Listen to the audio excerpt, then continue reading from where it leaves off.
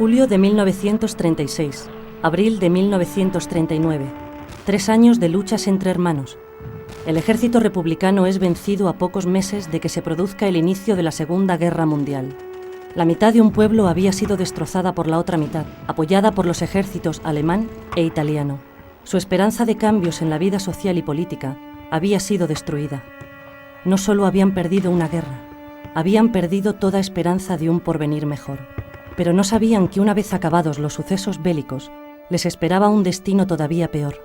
La muerte en muchos casos, la cárcel, los campos de concentración, el hambre, la enfermedad, el sometimiento a sus anteriores patrones, el exilio y la privación de todos los derechos adquiridos con la República. Más de 300.000 muertos en la guerra, más de 300.000 exiliados permanentes y más de 300.000 represaliados tras la guerra, de los cuales 50.000 fueron asesinados. Muchos de los leales a la República consiguieron salir del país, pero a lo largo del avance del ejército franquista, otros, rotos los frentes, tuvieron que esconderse en los montes para guardarse de las represalias de los vencedores. En un principio fueron conocidos como los huidos o los del monte. Luego serían conocidos como maquis.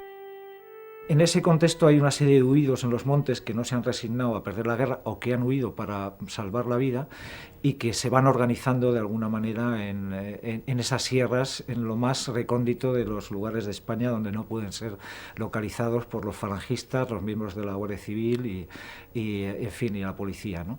Lo primero que tenemos que considerar es que el comienzo de las guerrillas, los maquis, las guerrillas, los queros, en cada sitio se llamaba de una manera. El comienzo no fue una iniciativa de crear un ejército guerrillero. El comienzo es la huida.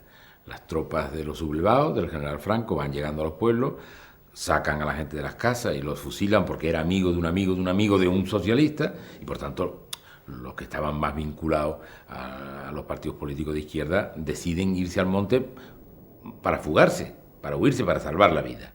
En realidad no se trataba de una guerrilla, se trataba de grupos de autodefensa, de huidos, que trataban de salvarse de la represión bestial que había entonces. En sentido estricto, maqui significa guerrillero, por lo menos en el lenguaje popular. Maquia, que es donde deriva el término, significa lugar de monte bajo, como los guerrilleros estaban en los montes, de ahí deriva todo este término. Pero yo lo he defendido, pese a que es polémico, siempre defiendo que el término maquis y guerrillero se pueden utilizar perfectamente como sinónimos dentro de la resistencia antifranquista. ¿Qué gente realmente se va a la montaña? La que en un momento determinado tiene la resistencia física, la que tiene unas motivaciones fortísimas, como son las motivaciones políticas por una parte, o las motivaciones vitales, es decir, que si no se va le pegan un tiro. Entonces, de morir por morir, era mejor morir, pues eso, incorporado en la lucha contra el fascismo. Pues dos que eran guardias civiles especiales, de esos que no van con el uniforme, y sacaron la documentación a mí, documentación. Y a él documentación. Y él, como ya le buscaban, le pidieron más documentación. Y entonces el tío hizo así, ¡pam, pam! Y uno de los guardias civiles cayó muerto, el otro tal. Y claro, mi documentación resulta que se la llevó el vivo. Se la llevó el vivo y ya ves tú. Así que ya en cuando nos comunicamos al partido me dijo, inmediatamente tienes que incorporarte al monte. Tenía la conciencia tranquila a lo que me disponía. Porque la vida yo sabía que era dura ya. Porque ya veía la vida que llevaban con los que me rodeaban. Y claro, pues yo pues acepté llevar esa vida antes que someterme a las torturas de la Guardia Civil. Una de dos, o ibas a la cárcel o te mataban a palo allí en aquellos cuarteles. Entonces, pues esa raza era, por eso el hombre decía, somos hijos de las circunstancias y las circunstancias son las que mandan hoy y tenemos que hacer esto, ¿verdad? Y teníamos referentes previamente de lo que había sido un estado de libertades, que era la República. Bueno, aunque éramos jóvenes, pues es lo que nos han transmitido nuestros mayores, pero también hemos vivido un poco. Yo nací en 1925, sabía un poco lo que había sido la República, y aunque era un niño, aquel entusiasmo del 36, por ejemplo, el Frente Popular, y eso te motiva y te hace un militante, militante por esa causa. Para nosotros la lucha política, no exclusivamente la lucha guerrillera, era importante por eso, porque teníamos motivos. Nos habían quitado lo que estábamos y que estábamos entusiasmados con ellos. Me refiero concretamente a los jóvenes. Igualmente a los intelectuales progresistas, a los trabajadores que tenían unas organizaciones sindicales poderosas, todos tenían sus motivos para defender lo que había. El movimiento guerrillero fue un movimiento muy politizado, muy político. Yo creo que no se puede hablar tanto de ejército guerrillero como de políticos guerrilleros, que intervinieron muchísimo en la política antifranquista. Estamos hablando de gente armada que se opone a la dictadura franquista después de la Guerra Civil, sobre todo en la primera posguerra. Y yo cuando se habla de los guerrilleros, cuidado, que hay la tendencia de los historiadores de pensar que el movimiento guerrillero son los 4 supervivientes que estaban por ahí y que no hay más guerrilleros. Hay enlaces que están estropeados físicamente de la tortura que han recibido. Y esos, ¿qué más guerrillero que eso? Yo hago de enlace facilitándoles, repito, municiones, alimentos, noticias. Los puntos de apoyo era comprar, ir a los sitios a dejarles por la estafeta, porque la estafeta era una piedra determinada o un hueco de un pino que nosotros conocíamos y ellos, y allí nos dejaban las notas de lo que querían, de lo que necesitaban. Durante el tiempo de la guerrilla, la imagen en el llano era de gente heroica, de gente que había que ayudar. Entonces las mujeres, sobre todo, les ayudaron muchísimo en la primera etapa. Las mujeres tenían más importancia porque éramos menos vistas que los hombres, porque como vosotros sabéis, la mujer siempre ha estado discriminada, siempre ha sido la que solo valía para estar en la casa y para guisar y para lavar y eso. Entonces nadie pensaba que a lo mejor la mujer pudiera estar haciendo esas cosas y era menos vista. Por eso teníamos más margen para poder ayudar, para poder ir a un sitio y a otro. Era imprescindible, no podíamos pasar si no teníamos enlaces, porque en fin, ibas vendido por todas partes, ibas vendido, y ellos son los que nos ayudaban en todo y por todo. Ser enlace era más complicado que ser guerrillero. Te lo cuentan los mismos guerrilleros, no los enlaces. Un guerrillero estaba en el monte, tenía su fusil, algunas veces mejor que la Guardia Civil, pero el enlace estaba en su casa.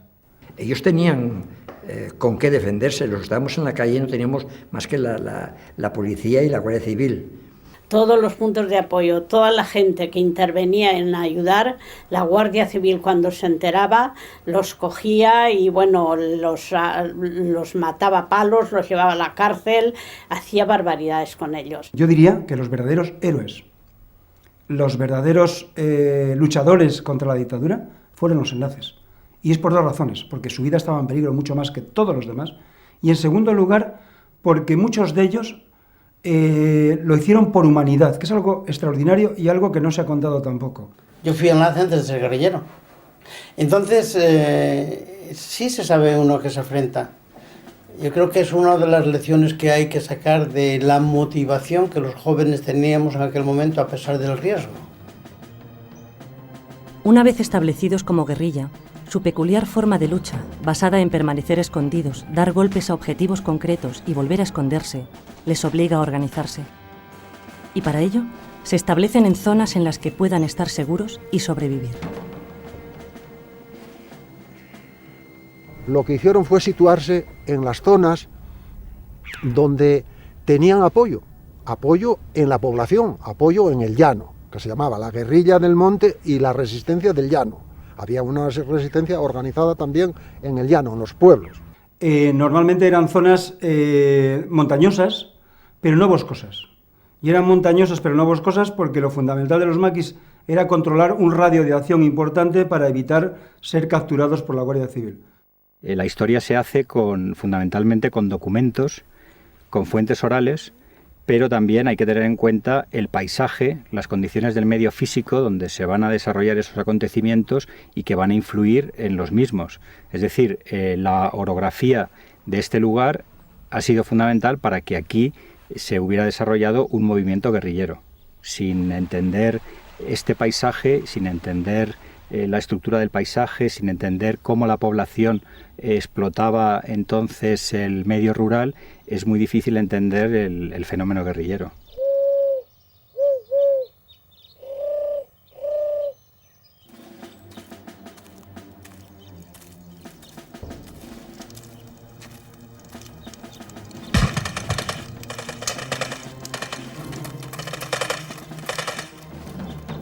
Tiene un desarrollo distinto según las zonas en donde hagamos el análisis. No es lo mismo la guerrilla del norte, la guerrilla del Bierzo de Galicia, ni siquiera la guerrilla asturiana, que la guerrilla del Levante, que la guerrilla del sur, que la del centro Castilla-La Mancha, la de Gredos. Y lo que está claro es que hay un territorio guerrillero perfectamente definido en Levante y Aragón, hay otro territorio definido claramente en Andalucía, hay uno en La Mancha, Extremadura, hay otro en Galicia, León y hay otro en la cornisa cantábrica. Simultáneamente a estas guerrillas, agrupaciones, en Cataluña se va a desarrollar una lucha armada verdaderamente excepcional en tanto en cuanto rompe con la dinámica de la guerrilla rural por una parte y por otra parte porque estamos hablando de una guerrilla cenetista, libertaria. En la guerrilla conviven varias ideologías, fundamentalmente la comunista, la socialista y la anarquista. La anarquista pronto se queda reducido a muy pocos efectivos y muy pocas unidades en unos puntos como es el campo de Gibraltar y sobre todo la guerrilla libertaria de Cataluña, que llega a ser urbana. Nace una guerrilla, la agrupación guerrillera de Cataluña, que nace en el 43-44, muy particular, tan particular que empezamos robando los revólveres a los serenos. Los serenos iban armados con un revólver o una pistolita. Y tal. Empiezan a darse cuenta de que ellos representan una fuerza antifranquista y que esa fuerza antifranquista la deben utilizar. Y en ese periodo, desde Francia y también desde América, el partido envía a España cuadros que tienen la misión de intentar crear una especie de ejército guerrillero. La jornada normal de una guerrilla difería bastante de la guerrilla que hablemos, tanto en el norte como en el sur, pero había cosas comunes. Una de ellas era la vigilancia. La vigilancia tenía que estar 24 horas al día. Pues siempre estábamos, claro, había que poner guardia siempre, teníamos guardia en eso, siempre estábamos ahí y luego pues estudiábamos, recibíamos libros. Yo con decirte que yo aprendí a jugar a ver si te lo digo. Ajedrez. Al ajedrez, eso. Yo aprendí a jugar al ajedrez allí que me enseñó el que luego después cuando ya la primera vez que le gané, pegó una patada al ajedrez y ya se acabó el ajedrez. Pues un día normal, pues andabas, te cogió una nevada y te cogía la nevada tenías que pasar el tiempo. Tuvieras comida o no tuvieras comida, no podías andar hasta que la nieve no se marchase, para no dejar rastros, porque si dejabas rastros te descubrías, y entonces, en el momento que te descubrían eras como en la nieve cuando van los cazadores y siguen a un conejo, te cogen. Y cada uno, pues normalmente vivía y dormía en su tienda, el que tenía tienda, y cuando no había tiendas, pues envuelto en una manta, no tenías que hacer muchos esfuerzos para hacerte la cama, sino que en cualquier sitio dormías. La mayoría de los campamentos se hacían de manera provisional, llevaban unas lonas que tintaban utilizando corteza de pino, las hervían junto con corteza de pino, y las lonas estas o las sábanas tomaban un color marrón, y entonces fundamentalmente montaban una pequeña estructura con piedras que sujetaban estas lonas y los tenían de esa manera más o menos provisionales. Y allí se hacía de todo. No solamente se estudiaba de las cosas de manejar un arma y esto, sino todo general. Y de allí salió gente que habían venido que no sabían ni hacer lao con el canuto y salieron sabiendo eso. Nosotras éramos para ellos unos camaradas igual que ellos. Llegamos allí, nuestro macuto al hombro, nuestra arma. Si había que hacer marchas, las hacíamos. Si había reuniones, teníamos nuestra opinión igual que ellos. Ellos nos enseñaron a que efectivamente la mujer puede ser exactamente igual que el hombre y podemos hacer lo mismo que ellos.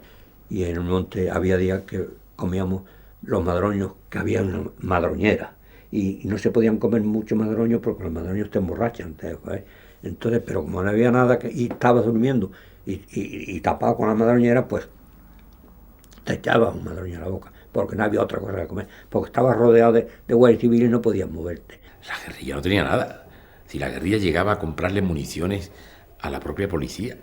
Claro, había policías corruptos que vendían municiones y se la compraban unos intermediarios para dárselo a la guerrilla. O sea, disparaban a los policías con las balas de los policías. Pero claro, era una cosa pequeña, ¿no? Como para derrotar al ejército español, con los aviones alemanes, con los tanques italianos, ¿no? La guerrilla de Levante, por ejemplo, tiene campamentos casi estables durante una época. Recibe mucha ayuda del PC, recibe emisoras, recibe mucha munición. En fin, hay un contacto directo con el partido, mientras que tanto en Asturias, en el Bierzo-León, como en Andalucía, como en el centro, el contacto con las organizaciones de fuera, ya no me refiero al PC, a la CNT, al Partido Socialista, es bastante menor y recibe mucho menos ayuda de todo tipo, ¿no? Me se puso el inflamón de boca que yo no podía comer ni nada. Tenía las raíces de la muela podrida. Entonces llegué aquí con todo el inflamón, no hacía nada que enjuagarme la boca con agua oxigenada. Y había uno que era de Valencia, que era peluquero, y le decíamos, el practicante le pegaba todo. Y ve la muela y dice, tira mano un alicate, y me quitó la muela. Me sacó la muela. Y después quedó una raíz, que estaba bailando ahí. Y con las pinzas del botiquín, me metió y sacó la raíz que había. Y con agua oxigenada, pues enjuagándome la boca se me curó. Y ese es el trato que se tenía en la montaña. Un poco, si tú quieres, a lo salvaje, no había dentistas. La atención médica prácticamente inexistente. Un guerrillero como es Veneno me contaba que una vez en un asalto a una masía, simplemente para intentar que le dieran comida, le descerrajaron un tiro de escopeta en la mano y él tuvo que amputarse los dedos con una navajilla, quemando, o sea, como lo que hemos visto en las películas del oeste, ¿no? A ese nivel era.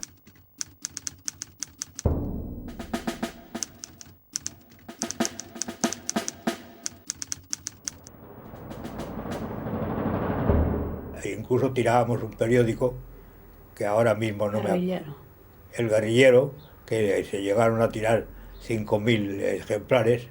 Tenían sus estatutos, sus objetivos, editaron revistas, en León se editaron revistas y luego en toda España sobre el guerrillero, hay cantidad de panfletos muy simples, pero políticos.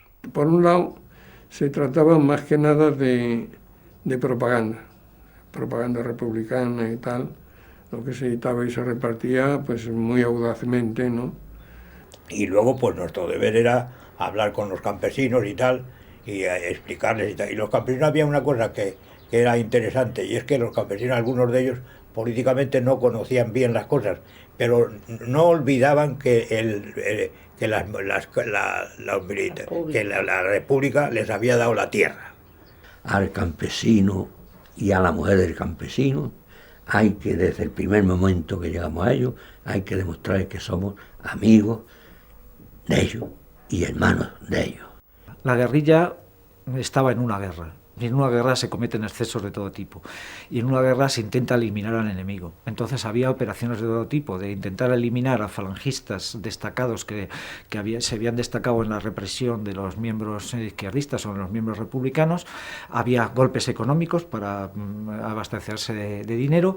Había secuestros que tenían el mismo fin. Y había, pues eso, acciones de propaganda. Lo que hacíamos era entrar en un pueblo y ya con información de quién era el alcalde, quién era el jefe de falange, quién eran los que tenían eso, y ahí vamos a por ellos.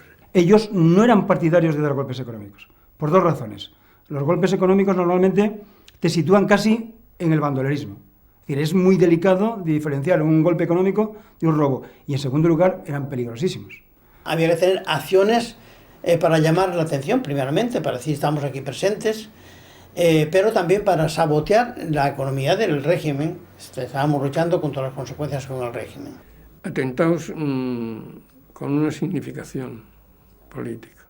Lo fundamental eran los sabotajes. ¿Los sabotajes dónde se hacían? Básicamente en líneas de alta tensión o en líneas de ferrocarriles. Ramón Arce ha muerto ya, José Arce y el que está hablando. Logramos el objetivo, derribar las torres de alta tensión para dejar en la penumbra Cantabria, Asturias y Bilbao porque ese general que había hecho la guerra, ese Franco, pues parece que iba a hacer una visita. No supimos si la hizo o no la hizo, pero sé que cumplimos aquella misión. O un sucesivo fracaso, que es el monolito a la victoria del Paseo de Gracia de Barcelona, que después de intentar cargárnoslo 4 veces no lo conseguimos. Aquello aguantaba que para qué, con goma 2, con tal, lo que pues nada, ahí está, todavía me entran ganas a veces de ir a por él, porque era un desafío. Los momentos más importantes de la lucha guerrillera en España se producen durante los años 42 hasta el 44. Y digamos el punto álgido es la invasión del Valle de Arán, cuando realmente el régimen en un momento determinado se plantea que puede sufrir realmente una invasión por fuerzas guerrilleras republicanas. En el año 44, el número de guerrilleros y puntos de apoyo en las distintas zonas de España alcanza las 70.000 personas. Están organizados y sus actuaciones suponen un serio perjuicio al régimen de Franco. En octubre de ese año, el Partido Comunista decide dar un golpe de mano que podría haber cambiado el rumbo de la historia. Este hecho, que fue silenciado durante décadas, es lo que se conoce como la invasión del Valle de Arán. La ubicación es la siguiente. Los españoles han participado con éxito en la lucha contra los nazis. Hay 10.000 guerrilleros en armas en el sur de Francia, republicanos, controlados por el Partido Comunista. Y los nazis están en retirada. Lo que está claro es que en aquellos momentos en Europa nadie pensaba que Franco iba a sobrevivir a su mentor prácticamente, que era Hitler. Y en ese contexto se producen las invasiones de Arán. Lo que trataban era de crear una especie de territorio liberado donde se instalara un gobierno provisional, que ese gobierno provisional fuera reconocido por los países aliados y haber provocado la invasión de esos mismos países. Los guerrilleros lo tienen claro. Decían, éramos miles de guerrilleros, habíamos vencido, un poco ingenuos, a los nazis, estábamos armados, algo había que hacer. Y era lógico que hubiera ese estado de ánimo en los combatientes. Lo que me parece que había un error de cálculo eran los partidos políticos. Stalin obligaba a los partidos comunistas a hacer este tipo de cosas y ellos se veían obligados a cumplirla, pero fue una operación además de autoengaño, porque muchos de los que llegaron por el Valle de Arán creían que todos los campesinos estaban ya preparados para alzarse con ellos. No hubo ninguna reacción, una cosa completamente nada más de tropas del ejército de Franco y ellos, que acabaron con ellos en un momento. Habíamos pasado por una guerra civil absolutamente demoledora, absolutamente devastadora, en que la gente solo quería recuperarse, solo quería sacar la cabeza y vivir. Entonces, el análisis de unas fuerzas republicanas, guerrilleras, que lideraran España con los norteamericanos era factible. Lo que no era factible es que esas fuerzas republicanas pudieran levantar a la poca resistencia que pudiera haber en el resto de España. Yo me entero, pues, cuando desembarco en Francia y me doy cuenta de que es una verdadera barbaridad porque Moscardó, con un ejército de 50.000 soldados, con tanques, con aviación, ¿no?, está esperando a la salida del túnel de Viella a que salgan los guerrilleros por allí para machacarles sin solución. Se había anunciado incluso por la radio clandestina que entraban los guerrilleros por el Valle de Arán. O sea, esto lo estaban esperando, ¿no? También el ejército franquista actuó muy mal en el Valle de Arán, lo que pasa es que tenía pues muchísimo más efectivos y cuando los pudo colocar ahí, pues evidentemente era una cuestión de horas, de días que se retiraran los guerrilleros. Los que toman la decisión de retirarse, bueno, es directamente López Tovar, el jefe de la operación, con algunos de sus comandantes, cuando se dan cuenta de que no tienen ninguna posibilidad. Y en ese momento yo voy al Valle de Arán para discutir personalmente con los que están allí, para tratar de convencerles, pero me doy cuenta, además, de que ellos mismos, Tovar, que es el que mandaba la operación allí, él mismo lo que le estoy dando es la solución para una situación que no tiene salida, que no tiene, ni se puede resistir allí, ni se puede intentar avanzar allí. La única salida es replegarse. Y yo que voy con la preocupación de si van a hacerme caso o no, pues me encuentro con la agradable sorpresa de que no necesito explicarles mucho la situación para que estén de acuerdo en retirarse. El problema es que las otras unidades que habían pasado por otros sitios no tenían ningún medio de comunicarse con ellas en ese momento, y a esas no las pudimos dar la orden de retirarse. Chocaron con fuerzas enemigas más poderosas, tuvieron bastantes pérdidas y volvieron de nuevo a Francia. Claro, todo eso lo conocemos hoy muy bien, entonces ellos lo conocían menos, es verdad, conocían menos, y por tanto los datos que tenían, digamos que puede justificar moralmente una operación suicida, alocada, como la del Valle de Arán. Desde hoy, desde luego, no se justifica de ninguna manera. Puede ser que ellos creyeran que una acción de este tipo incitara el deseo de los aliados, pero los aliados no tenían ningún deseo. Bueno, lo nuestro era un fracaso, pero además de un fracaso es que si esa operación no se retira, hubiéramos perdido allí a 10.000 comunistas que nos eran preciosos en aquel momento y siempre nos hubieran sido preciosos. Estamos hablando de gente curtida en la batalla, preparada y por lo tanto gente muy importante para la resistencia. Y en realidad, desde el punto de vista militar, la operación es un éxito, partiendo de la base de que va a ser ocupar y retirarse. Entonces, no hay tantos muertos que se producen como resultado de esta invasión, ¿no? La historia la escriben los vencedores siempre. Y desde el punto de vista que la historia la escriben los vencedores, y sobre todo, después de 40 años de dictadura, todo se comprende. El Valle de Arán, pero el maquis, durante el franquismo fue historia clandestina. Fue un tema literalmente tabú. Y desde ese punto de vista está claro que era un tema orillado por los historiadores oficiales. La derrota en el Valle de Arán supuso un fuerte golpe para la moral de los guerrilleros. Sin embargo, dos circunstancias mantenían viva su esperanza. Por un lado, muchos de los maquis que entraron desde Francia se unieron a las agrupaciones, reforzándolas, sobre todo en Levante y Aragón. Y por otro, el bando aliado estaba a punto de derrotar a Hitler, dejándoles el camino libre para marchar hacia España. Es de sentido común que era las esperanzas y las ilusiones y todo estaba concentrado en la guerra europea, en la Segunda Guerra Mundial, ahí.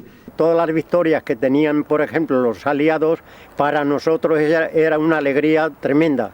Y máxime cuando ya Hitler cayó totalmente. Por eso hasta el año 45 hubo como un ambiente, no vamos a decir de euforia, pero sí un ambiente de ilusión de que aquello iba a tener una temporalidad. Que aquí se generó una gran expectativa con el triunfo de los aliados y el desembarco en Normandía, una gran expectativa de que, dado que además los refugiados españoles en Francia colaboraban intensamente en la liberación de Francia, que esos tanques que llevaban el nombre de Toledo, Guadalajara, Madrid, que esos tanques volverían para acá para liberar. Pero sabíamos, ahora sabemos muy bien que los europeos no estaban por esa labor, que Churchill no estaba por esa labor. Los españoles no contaron con el apoyo de los aliados. No lo hicieron por muchas razones, entre otras porque quien gobernaba el maquis antifranquista eran los comunistas y, lógicamente, los aliados no tenían interés ninguno.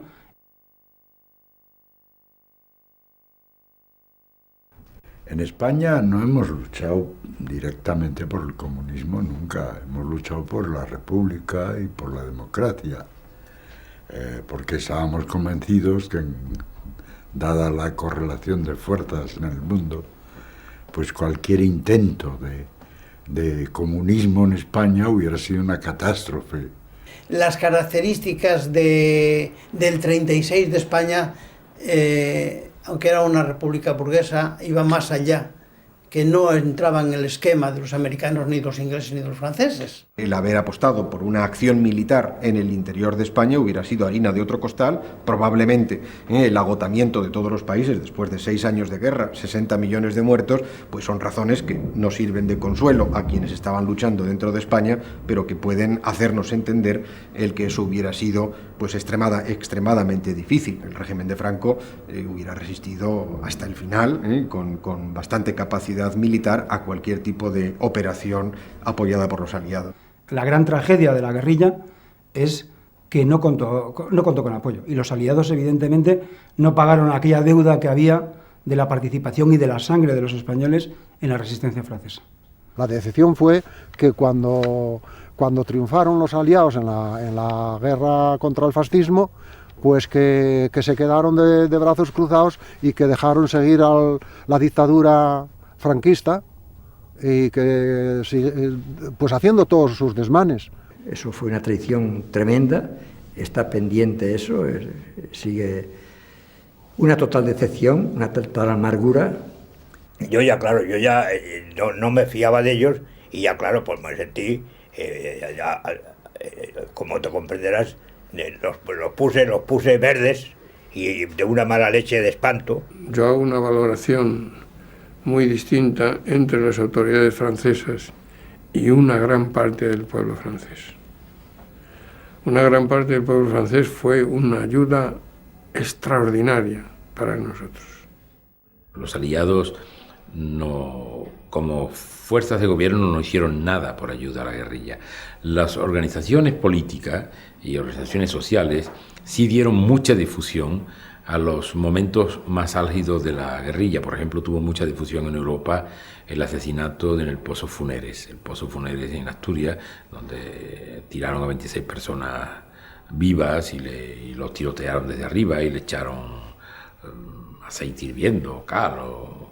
Fue una cosa que en Europa tuvo mucha difusión, pero no por los gobiernos, por las organizaciones sindicales, organizaciones que hoy llamamos no gubernamentales, que entonces era de apoyo, asociaciones de apoyo. Sí tuvo mucha difusión, pero los gobiernos no ayudaron nada al movimiento guerrillero. Al llegar que los aliados no respondieron, entonces fue Franco cuando cogió la decisión en su mano a partir del 47 y se lanzó. Y en la ofensiva descaradamente con las guerrillas y los puntos de apoyo. Empezaron a atacarnos de verdad cuando los llamados democráticos que nos traicionaron empezaron a reconocer a Franco. Entonces cuando ellos empezaron a atacar, pero antes no. Ese pacto que había entre la policía, entre la Guardia Civil y nosotros en momentos determinados, no era un pacto escrito, pero era táctico, ¿no? En donde cuando sabían que había unos guerrilleros aquí, ellos iban por otra parte. Eso se acabó en el año 47-48 porque se han sentido más seguros y tenían menos pudor incluso para la represalia, para reprimir, para torturar. Los cogían, sobre todo aquí en esta zona, y se los llevaban al cuartel de Arrancapinos. Encima de la tortura que les daba la Guardia Civil en el trayecto, los llevaban al cuartel de Arrancapinos. Y allí es donde venía la lección. Allí es donde venía lo bueno. Después de pegarles, maltratarlos a tope, perder el conocimiento, echarles agua para que resucitaran, sentarlos en la silla eléctrica y llegar a preguntarles, pero ¿usted sabe dónde está sentada? Porque eso se lo hicieron a mi mujer. Porque la represión fue atroz siempre. Por ejemplo, pues te presentaban ahí en la comandancia donde te tomaban declaración, pues te presentaban allí astiles de picos, en fin, de herramientas importantes, y dice, aquí hemos roto muchas costillas. Lo primero que te decían era eso. Bueno, pues si hay que romperlas, ¿qué vamos a hacer? Aguantar lo que podamos, no había otra solución. Pues aquello es brutal, aquello es que entras como el que entra a la muerte. Allí son gente que se ponen allí 3 o 4 tíos en mangas de camisa como el que va a desollar una res y empiezan a pegarte, el comisario a preguntarte allí detrás de la mesa y los otros a pegarte y a darte patadas y a darte barbaridades.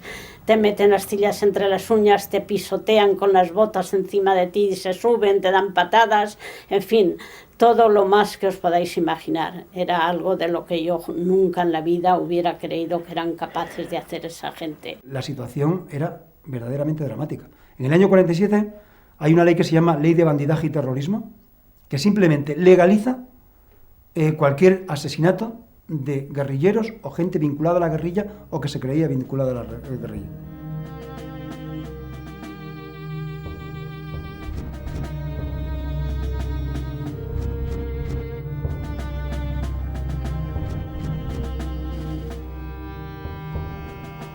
La guerrilla respondía con otro terror diferente, o sea, y en la medida de sus posibilidades, en la medida en que alguna vez tenía que impartir o, según ellos, ajusticiar a gente que se había destacado en la represión. Y entonces, pues también, claro, la guerrilla normalmente no torturaba, pegaba un tiro y los dejaba ahí secos, ¿no? Normalmente, ¿no? Un guardia civil muerto lo sustituía a un guardia civil vivo. A un guerrillero muerto no lo sustituía a nadie. Como yo sabía la que tenía encima, yo no daba por mi vida ya un duro. Yo sabía que a mí me aplicaban la ley de fuga allí, en un momento de esto me sacaban del calabozo de aquel para uno para otro, me aplicaban la ley de fuga y es que ha intentado irse, porque esa era la táctica de la Guardia. Y sobre todo a partir del 47 para adelante, que las cosas se pusieron muy serias. Y la Guardia Civil andaba por el bosque, igual que nosotros, vestidos de guerrilleros, las contrapartidas que dieron. Las contrapartidas, organizaron la contrapartida, que eran los guardias civiles que iban vestidos como nosotros, se presentaban en nuestro nombre y hacían desastres, de cosas de espanto, los atropellos que hacían. Y luego después, si el punto de apoyo les había apoyado, les había dado comida o eso, pues a la cárcel o a pato, ya que hay algunos hasta los fusilaban. Por eso, en lo que respecta a todos lo hacíamos, pero yo generalmente en lo que dependía a mí, yo di las instrucciones a todos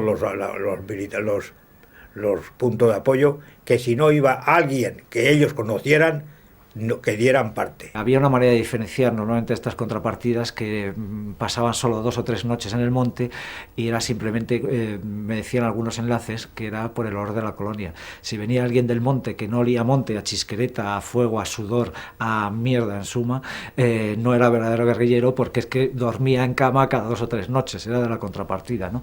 Pero salvo ese detalle que pocas veces se dieron cuenta, en realidad la contrapartida desprestigió mucho la guerrilla, porque ya la gente que confiaba en la guerrilla no podía saber si esos guerrilleros que no conocía eran guerrilleros nuevos, si realmente pertenecían a la Guardia Civil o no, ¿no? O sea, realmente se produjo ahí una confusión que favoreció el fin de la guerrilla, ¿no? Claro, el que era descubierto, pues ya sabía lo que le tocaba, pero el que no era descubierto, pues hacía el daño lo que podía. La guerrilla muere cuando no tiene auxilio, cuando no hay apoyo y cuando no tiene esperanza. El régimen de Franco vence a la guerrilla militarmente, sin duda, porque aplica métodos de guerra sucia, por una parte, recibe el apoyo de las democracias occidentales y además cuenta con el abandono de las propias organizaciones que intentan, sí, en algunos casos salvar a unos cuantos luchadores, pero que en realidad, en un momento determinado, dejan abandonado a los grupos guerrilleros, si no a su merced, pero que no pueden hacer otra cosa, ¿no? Entonces, realmente se luchaba por la libertad, se luchaba por la república, se luchaba por la democracia y al final se luchó por sobrevivir, por vivir y por escapar. En esa intención de supervivir, engañábamos un poco a la gente, éramos demasiado optimistas, decíamos sí, hay organización y llegará un momento y Franco no puede consolidarse y tal, agitábamos al pueblo, hasta un cierto momento que ya, bueno, pues ya haces el ridículo, ¿no? Entonces se decide la marcha. Nosotros, por ejemplo, el partido tenía que haber mandado la retirada en el 48. Ya después del 48 no teníamos ya nada que hacer. Sí, en ese momento también es cuando nosotros intentamos, viendo que la lucha guerrillera ya no es el camino, intentamos sacar de España a los guerrilleros que estaban en el monte. Porque si bajaban al llano y se mezclaban, los iban a cazar y los iban a matar. No sé si se puede criticar al PC en la vía armada. No sé si es legítimo, retrospectivamente, hacer una crítica tan radical como las que se han hecho, pero lo que sí que es cierto que a partir del año 1946 y sobre todo 1947 no tenía sentido ninguno mantener a los guerrilleros en los montes de España. Los estaban condenando literalmente a morir. Aunque en el 48 tomamos ya la decisión de retirar la guerrilla, esa decisión no la hicimos pública hasta que no habíamos sacado al grueso de la gente de allí. Lo que trató el Partido Comunista en el 47-48, cuando ya no había ninguna posibilidad de que fructificara la guerrilla y realmente era una carnicería, fue que estos jefes guerrilleros se convirtieran en líderes comunistas. Pero claro, a un guardia civil, a las fuerzas de represión, el hecho de que fueran guerrilleros o líderes políticos o instructores les daba lo mismo, lo liquidaban de la misma manera. Y yo lo tenía claro. Lo que pasa es que yo, como un hombre que tenía un concepto y lo tengo de responsabilidad, yo estaba dispuesto a seguir allí y morir allí.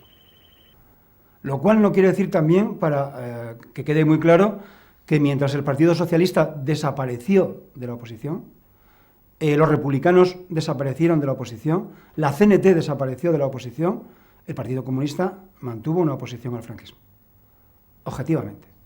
Los más preclaros de la guerrilla, y en general todos, se dan cuenta de que están allí sufriendo y muriendo para nada. Y en ese momento, como pueden, unos se retiran, otros se camuflan en la vida civil, como todo, pues otros se van a las ciudades y muchos se van de España, los que pueden. Conocemos una salida organizada desde el Agla de Levante y los demás guerrilleros marchan como pueden. Unos por la costa, generalmente por la frontera francesa después de peripecias mil. En el año 49 recibo la orden de ir a Francia por mis medios, porque esa es otra cosa muy simpática de aquellos tiempos. Tienes que presentarte en París por tus medios, y tus medios no tienes dinero, a veces no tienes documentación, no tienes nada por tus medios. La verdad es que en la práctica se demostró que tus medios eran mucho más de los que tú suponías, porque la iniciativa que tenías que tener para resolver esas cosas te hacía salir adelante. Se montan en el barco, marchan hacia Francia y cuando, de noche, claro, y cuando ya ven tierra empiezan a gritar ¡Viva la República! ¡Muera Franco! Y tal, y estaban entrando en el puerto de San Sebastián.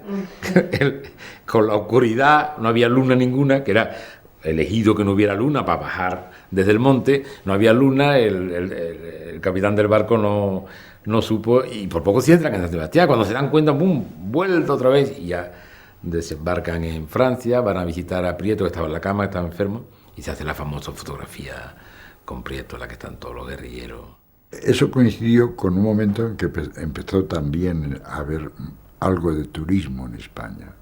Y el turismo nos ayudó enormemente porque entonces ya podíamos pasar en un coche como franceses o como alemanes o con papeles falsos.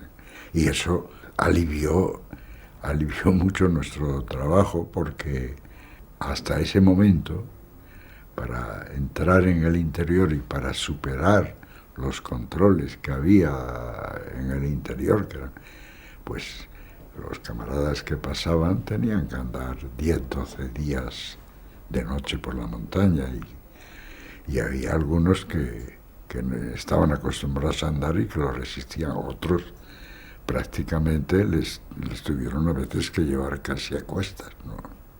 El caso es que después he hecho viajes y veníamos con familia francesa. Eso lo hemos hecho casi todos en ese periodo. Un padre con los hijos, con la mujer, con la abuela, a lo mejor, con un perro, tal, y tú en medio, con pasaporte francés, como con el nombre de la familia y todo eso, lo cual facilitaba mucho el paso. Son historias sobre todo humanas, las del último periodo, y algunas verdaderamente sorprendentes y extraordinarias. Conocemos algún caso de guerrillero que consiguió salir a Francia con las dificultades que eso entrañaba, viaje en tren o viaje básicamente caminando, y después de todo ese trayecto llegaron a Francia, no fueron capaces de adaptarse a ese tipo de vida y volvieron a morir otra vez a los montes de España.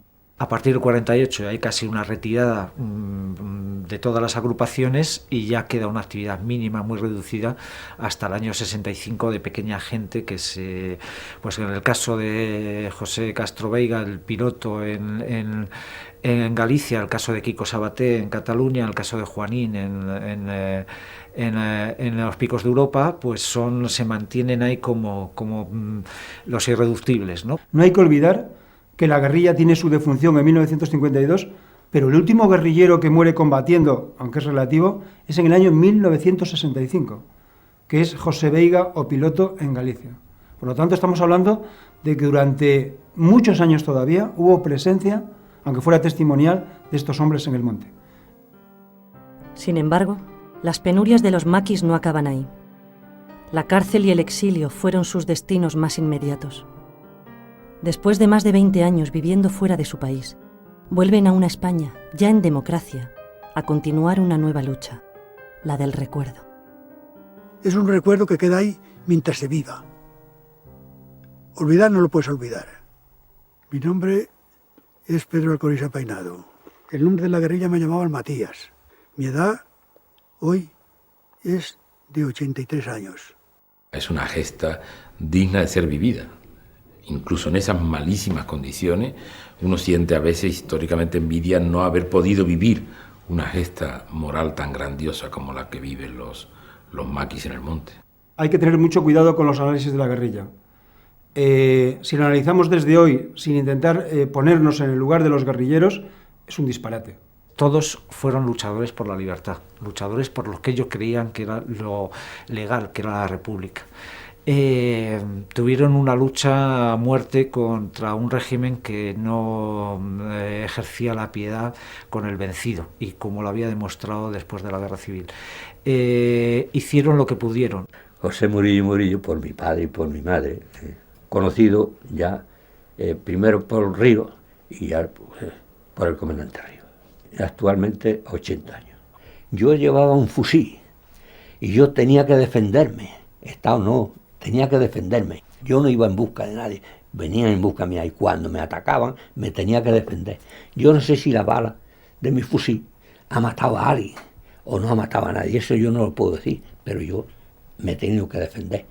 Pero si he matado a alguien, la bala de mi fusil ha matado a alguien, no he sido yo, ha sido Franco quien lo ha matado, porque Franco es causante de los 40 años que hemos sufrido las consecuencias. Es Franco el responsable, no yo no. Yo creo que sería traicionar a todo mi pasado si yo tuviera remordimiento por lo que hice o si dijera no lo volví a hacer, porque entonces ¿a qué sirvió la tortura de mi madre y la tortura de mi padre y la tortura de mis hermanos y de miles y miles de gentes que han torturado y han sufrido? Mi nombre es Francisco Martínez López, nombre de guerrilla Kiko, 79 años. Había la idea de que bueno, sí, había que arriesgar la vida y había que aceptar todos esos sufrimientos porque ese era el precio de la victoria. Y en esa época, además, acababan de morir 60 millones de ciudadanos en todo el mundo. En España habían muerto mucha gente en la guerra y en tal, y la idea de la muerte era una compañera más próxima de lo que es hoy para las generaciones nuevas que no han vivido una situación como aquella, ¿no? Yo me llamo Remedios Montero Martínez. En guerrillas me llamaban Celia. Tengo 78 años. Por todo lo que yo he pasado, pues de verdad cuando lo recuerdo me pongo furiosa. Pero aún así pienso que en las mismas circunstancias lo volvería a hacer igual. Con más firmeza, con mucha más firmeza, con mucho más ánimo. Eso lo tengo claro, lo tuve siempre claro. Me llamo Manuel de Cos, Borbolla, tengo 85 años. Mi nombre es Eulalio Barroso Escudero. El nombre de guerra mío era Carrete. Tengo 77 años. Pues me encuentro muy contento porque, en fin, dentro de lo que cabe tenemos una democracia. Que haya paz y libertad y que se respete la voluntad del pueblo. Mi nombre, Florián García Velasco. En la guerrilla me llamaban El Grande. Mi edad, pues 87, compañero, y pienso durar bastante. Yo creo que la lucha guerrillera fue una lección en ese aspecto, una escuela en la que las personas jóvenes, los niños de entonces, aprendimos que no se terminaba en el franquismo todo, que tenía que haber una lucha permanente hasta conseguir pues la libertad. Soy Pablo García Fernández, ese es mi nombre, 70 cumplidos y al salto del 71. Pero eso no se lo digáis a nadie. Es una lección de resistencia, de lucha, de ingenio, de humor incluso, porque había que tener mucho humor para soportar la dureza de la vida de la montaña, y para mí son gente muy especial. No sé qué cara le vais a poner si os digo que yo me lo he pasado muy bien. Que yo me lo he pasado muy bien. Yo he conocido la solidaridad. Yo he visto a quien la han matado, porque casi la han matado a palos, por no decir dónde estaba yo, y lo sabía. Yo sé lo que es las dificultades y repartirse las dificultades. Yo sé lo que es sentir por el otro como si fueras tú. Yo he estado en la cárcel y he tenido de profesor de literatura a Miguel Hernández. Me llamo Miguel Núñez González, 84 años cumplidos largos. Mi nombre es de guerra, el más reciente, Saltor. Antes, José Caballero, Antonio Caballero Vaquero, Monsieur René Michel, etcétera, ¿no? Yo creo que con eso hay bastantes. Al final no somos los vencidos, somos los vencedores. En el sentido histórico de que hoy día lo que la Constitución del 78 quiere proteger y amparar es por lo que ellos lucharon. El ejemplo de los guerrilleros sirvió después para el desarrollo de todo el movimiento obrero, estudiantil, intelectual. En la práctica estaba engarzado con esa lucha de los guerrilleros. Era un cambio de estrategia, pero era la misma lucha. Nosotros luchábamos entonces contra un mundo de injusticia, de violencia. Hoy hay un mundo de injusticia y de violencia. Mezcla extraña de románticos, de luchadores y al mismo tiempo de hombres muy humanos y con todas las debilidades y con todas las contradicciones de cualquier ser humano, ¿no? Pero hombres muy directos y que a mí, por ejemplo, nunca me han dicho algo que no fuera verdad. Lo que yo digo, lo digo porque lo he vivido a sangre fría, porque yo he derramado mi sangre para esos campos, defendiendo una causa que es la causa de la libertad de los pueblos oprimidos, como ha sufrido nuestro pueblo durante 40 años con la dictadura de Franco. Hoy tenemos una democracia, ¿verdad? Y yo, para mí, tiene una gran importancia porque puedo hablar y decir esto, la verdad, y lo digo en nombre de aquellos que han muerto y no pueden contarla, y la cuento. Es muy difícil, yo comprendo que es muy difícil para un joven hoy el que comprenda cuáles son la situación que se crea en un estado de régimen totalitario, dictatorial y represivo. Es muy difícil.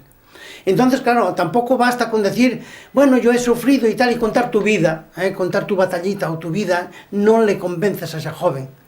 Hay que acompañar la explicación de lo que representaba para un joven en 1936 las perspectivas que se le abrían en el orden cultural, en el orden del trabajo, en el orden de la convivencia social, y lo que hoy, incluso hoy con democracia, no lo tienen los jóvenes.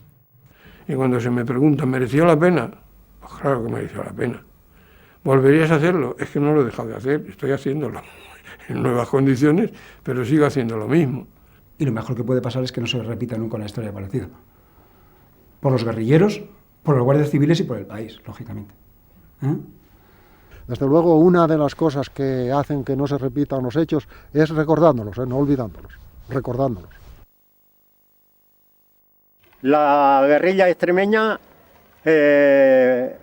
llevábamos precisamente el himno que a continuación voy a expresar, y es los guerrilleros que unidos luchamos por la conquista de la libertad, bien aguerridos y disciplinados, a los tiranos sabremos arrollar, y estas montañas de rocas peladas que un día amargo nos dieron calor, en sus picachos preñados de rabia, fusil hermanos guardemos con honor, y a nuestra patria que no se doblega, y encadenaron con su vil traición.